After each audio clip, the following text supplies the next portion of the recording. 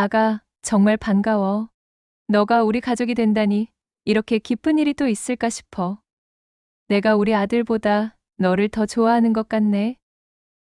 어머님, 저야말로 이렇게 따뜻하게 맞아주셔서 정말 감사해요. 아가, 너희들 결혼하면 명절 때 절대 우리한테 연락하지 마라. 너희들 노는 날에는 여행 다니고 우리는 신경 쓰지 않아도 된다. 차분하고 편안한 분위기의 고급 레스토랑에서 예비 부부는 결혼을 앞두고 시부모님과 식사 자리를 갖고 있습니다. 시어머니는 다정한 미소를 지으며 예비 신부를 따뜻하게 맞이하고 예비 신부는 약간의 긴장 속에서도 행복감을 느끼며 이소로 답했습니다. 하지만 이런 행복한 순간은 오래 가지 못했습니다. 바로 그 순간 예비 신부의 휴대폰에서 진동이 울렸습니다. 그녀는 전화를 확인하고 얼굴이 창백해졌습니다. 전화기 화면에 떠있는 발신자 명은 시어머니였습니다. 예비 신부의 눈앞에는 지금 시어머니가 앉아 있는데 어떻게 이런 일이 가능할까요?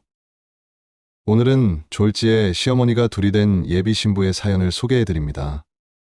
하와이 신혼여행부터 신혼집까지 모두 마련해 주신 자상하고 따뜻한 건물주 시어머니를 뒤로하고 상습 도박으로 교도소를 다녀온 데다 결혼 준비에 다이아몬드 목걸이를 요구하는 시어머니와 살게 된 예비 신부의 안타까운 사연을 전해드리겠습니다. 본격적인 이야기를 시작하기 전에 구독과 좋아요, 알림 설정을 눌러주시면 앞으로도 흥미진진한 이야기들을 놓치지 않고 들으실 수 있습니다. 어르신 사연방 시작하겠습니다. 시어머니가 바로 앞에 있음에도 불구하고 또 다른 시어머니가 전화를 걸어온 상황에 그녀는 심장이 빠르게 뛰기 시작했습니다. 그리고 상황을 모르고 있는 시어머니는 여전히 부드러운 미소를 지으며 그들을 바라보고 있었죠. 이 모든 혼란의 시작은 몇 달 전으로 거슬러 올라갑니다. 결혼 준비가 문제없이 잘 진행되던 어느 날, 예비 신랑은 예비 신부에게 자신의 가족사, 부모님의 이혼과 아버지의 재혼에 대해 털어놓았습니다. 사실 우리 부모님은 내가 중학교 때 이혼하셨어. 그리고 아버지는 내가 고등학교 때 재혼하셨고, 지금은 새어머니와 함께 살고 계셔. 하지만 새어머니는 나에게도 정말 좋은 분이라서 잘 지내고 있어. 시어머님은 늘 다정하고 따뜻한 마음으로 가족을 최우선으로 생각하는 배려 깊은 분이었습니다. 그녀의 따뜻한 마음 덕분에 예비 신부는 남편과의 결혼에 대한 확신과 큰 힘을 얻을 수 있었습니다. 시어머니의 지지와 사랑이 그녀에게 안정감을 주었고 삶을 더 긍정적으로 바라볼 수 있는 원동력이 되었습니다. 그래서 예비 신랑의 가족과 함께 새롭게 만들어가는 모든 과정이 그녀에게는 더없이 소중하게 느껴졌습니다.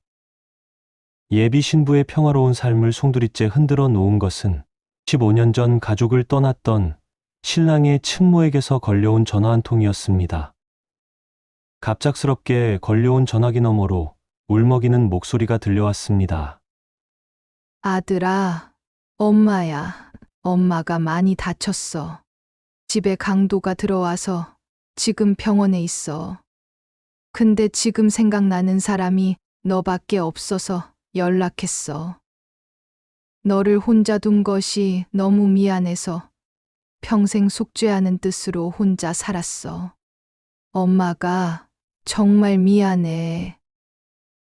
오랜 시간 연락이 없었던 친모의 전화는 예비 신랑을 혼란에 빠뜨렸습니다. 그녀의 불쌍한 목소리는 그에게 어릴 적의 기억을 되살리며 혼란과 안타까움을 동시에 느끼게 만들었습니다. 그러나 며칠 후 신랑은 신부에게 정말 이해하기 어려운 부탁을 하고 말았습니다. 당시 남편은 새어머니가 마련해 주신 신혼집에서 미리 혼자 지내고 있었죠. 신랑은 무겁고 조심스러운 표정으로 아내에게 말을 꺼냈습니다. 우리 신혼집에 친어머니가 잠시 계실 수 있을까? 범죄 현장에 어머니를 다시 보낼 수는 없잖아. 잠깐만이라니, 그 집은 어머님이 마련해 주신 거잖아. 정말 괜찮을까? 예비 신부의 마음은 혼란스러웠습니다. 시어머니가 아낌없이 마련해준 신혼집에 친모를 드린다는 건 너무나 큰 부담이었죠. 하지만 남편의 간절한 표정을 외면할 수 없었고, 결국 그녀는 그 부탁을 수락하고 말았습니다. 그리고 남편은 부모님께는 친엄마에게 연락이 온 사실을 절대 알리지 말라고 신신당부하며 아내에게 부탁했습니다. 하지만 아내의 마음은 찜찜함으로 가득했습니다. 그 이유는 단순하지 않았습니다. 남편의 친어머니는 동네에서 소문난 도박꾼이었죠. 그녀는 집에 도박꾼들을 불러들여 도박판을 벌이고 결국 빚을 지게 되어 남편의 아버지께서 대신 그 빚을 갚아야 했습니다. 하지만 도박의 유혹에서 벗어나지 못한 친어머니는 결국 도박 자금을 마련하기 위해 유흥업소에까지 발을 들여놓았죠. 그런 그녀의 행동으로 인해 남편의 아버지는 결국 이혼을 결심하게 되었습니다. 이혼 후에도 친어머니는 도박을 멈추지 않았고 점점 더 상황이 악화되어 사기까지 치며 감옥에 가게 되었습니다. 그리고 결혼을 코앞에 둔 지금 15년간 한 번도 연락 없던 친어머니가 갑작스럽게 연락을 해온 것입니다. 이 모든 상황이 아내에게는 불안 그 자체였습니다. 아니나 다를까 예비 신부에게 수상한 전화가 걸려왔습니다. 발신자는 남편의 친어머니였습니다. 친어머니는 아들에게 알리지 말고 둘이 만나자며 예비 신부를 불러냈죠. 얼마 뒤 예비 신부는 남편의 친어머니와 카페에서 만나게 되었습니다. 친어머니는 만나자마자 예비 신부를 머리부터 발끝까지 유심히 훑어보기 시작했습니다. 너희 부모님 직업은 뭐니? 결혼할 때는 얼마나 가지고 올 거니? 나는 큰 거는 바라지 않아. 그냥 목걸이 하나 정도면 돼. 다이아몬드라면 더할 나위 없이 완벽하겠지? 갑자기 나타난 신랑의 친어머니는 마치 시어머니 행세를 하려는 것처럼 느껴졌습니다. 그리고 시부모님 이야기를 꺼내며 어차피 세컨드는 본처 행세고 세컨드는 세컨드일 뿐이야. 신랑의 친어머니가 언급한 세컨드는 바로 신혼집과 신혼여행 비용까지 모두 지원해 주셨던 새어머니를 가리키는 말이었습니다. 그리고 친어머니는 저에게 결정타를 날리셨습니다. 우리 신혼집에서 나랑 우리 아들이랑 셋이서 같이 살면 어떨까? 어머님, 시부모님이 집에 오실 수도 있고요. 남편의 친어머니는 제가 말을 끝내기도 전에 소리를 지르며 무섭게 화를 내셨습니다. 너 지금 나 무시하니? 어디서 시어머니 말씀하시는데 꼬박꼬박 말대꾸야? 다이아몬드 목걸이를 해달라. 신혼집에서 함께 살자고 요구하며 남편의 친어머니는 점점 더 많은 것을 원했습니다. 예비 신부는 남편의 친어머니의 질문들과 요구에 점점 심한 모멸감을 느꼈습니다. 마치 재산을 따지는 듯한 태도는 그녀의 마음에 큰 상처를 남겼습니다. 그녀의 요구는 점점 더 심해졌고 연락도 점차 잦아졌습니다. 심지어 시부모님과의 식사 자리에서도 전화를 걸어와 남편과 아내를 모두 당황하게 만들었습니다. 그러나 문제는 여기서 끝나지 않았습니다. 결혼식이 다가올수록 예비 신랑은 더 놀라운 이야기를 꺼냈습니다. 결혼식 혼주석에 친엄마를 앉게 해드리고 싶어. 예비 신부는 충격을 받았습니다. 그동안 시어머니는 결혼식을 위해 모든 것을 준비해왔고 이미 시어머니의 맞춤 한복까지 제작해 둔 상황이었기 때문입니다. 아무리 부모님이 이혼했어도 혼주석에는 친엄마가 앉아야 맞는 것 같아. 엄마에겐 내가 유일한 아들인데 너무 불쌍하잖아. 신랑은 눈물까지 흘리며 말을 이어갔습니다.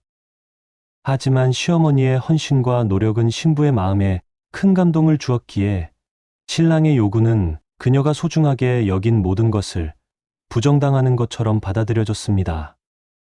새어머니가 자기를 더 이뻐하니까 자기가 새어머니께 잘 말해주면 안 될까? 그 말을 지금 나보고 하라는 거야? 어떻게 나한테 그런 일을 떠넘길 생각을 할 수 있지? 당신 정말 실망이야. 정말 말하고 싶다면 당신 입으로 직접 말씀드려. 며칠 뒤 시부모님 두 분이 함께 계신 자리에서 남편은 결국 충격적인 말을 꺼내고 말았습니다. 아버지 어머니, 제 결혼식 혼주석에 친어머니를 앉게 해드리고 싶습니다. 뭐라고? 아니, 네가 어떻게 그런 말을 할 수 있어? 저 사람이 널 친자식처럼 키우면서 얼마나 고생했는데. 그리고 네 친엄마는 지난 15년 동안 네가 죽었는지 살았는지 관심도 없었어. 근데 뭐가 어쩌고 어째? 아버지는 이해 못하세요. 아무리 새어머니가 잘해주셔도 저는 친엄마가 그리웠어요. 그분도 제 엄마잖아요. 모든 이의 시선이 시어머니에게 쏠렸습니다. 시어머니는 한숨을 내쉬며 천천히 말을 꺼냈습니다. 너희 뜻대로 해라. 하지만 내가 마련한 신혼집과 신혼여행 비용은 돌려받아야겠다. 난 너의 결정을 존중하지만 내 감정까지 강요받고 싶지는 않구나. 시어머니의 단호한 말은 모두에게 큰 충격을 주었습니다. 그동안 모든 사랑을 아낌없이 주었던 시어머니가 자신의 마음을 끊어내는 듯한 이 선언은 그 자리에 있던 모두를 숨죽이게 할 만큼 충격적이었습니다. 신부는 깊은 고민에 빠졌습니다. 신랑의 요구는 점점 더 커져만 갔고 그 과정에서 시어머니의 마음이 무너져 내리는 것을 지켜보며 그녀는 스스로에게 계속 질문했습니다. 내가 정말 이 결혼을 계속 이어가도 되는 걸까? 이 사람과의 미래가 정말 행복할 수 있을까? 저는 여전히 이 사람과의 결혼을 계속 진행해야 할지 아니면 여기서 멈춰야 할지 고민에 빠져 있습니다. 너무나 사랑하지만 갑작스러운 상황 속에서 드러난 이 사람의 선택과 행동이 과연 제 인생을 함께할 사람으로 적합한지 의문이 남습니다. 이제는 제 자신을 위해 어떤 선택이 옳은지 답을 찾아야 할 때입니다. 이 고민이 끝날 때쯤 저는 분명 제 인생에서 가장 용기 있는 결정을 내릴 수 있을 거라 믿습니다. 오늘의 이야기는 여기까지입니다. 혼란과 사랑, 가족과의 갈등 속에서 예비 신부와 예비 신랑은 과연 어떤 선택을 내리게 될까요? 가장 행복해야 할 결혼식이라는 순간이 그들에게는 삶의 중요한 시험이 되고 말았습니다. 우리는 종종 사랑과 현실 사이에서 선택을 강요받는 순간들을 맞이합니다. 그러나 그 속에서도 진심으로 자신을 지키고 사랑을 지키려는 사람들만이 진정한 행복을 찾을 수 있겠죠. 가장 중요한 순간일수록 진심 어린 선택이 필요합니다. 여러분이라면 이 상황에서 어떤 선택을 하시겠습니까? 댓글로 여러분의 생각과 응원의 메시지를 남겨주세요. 구독과 좋아요, 그리고 알림 설정은 앞으로도 더욱 흥미로운 이야기로 여러분을 찾아뵙는 힘이 됩니다. 다음에도 여러분의 마음을 움직일 특별한 이야기와 함께 돌아오겠습니다. 감사합니다.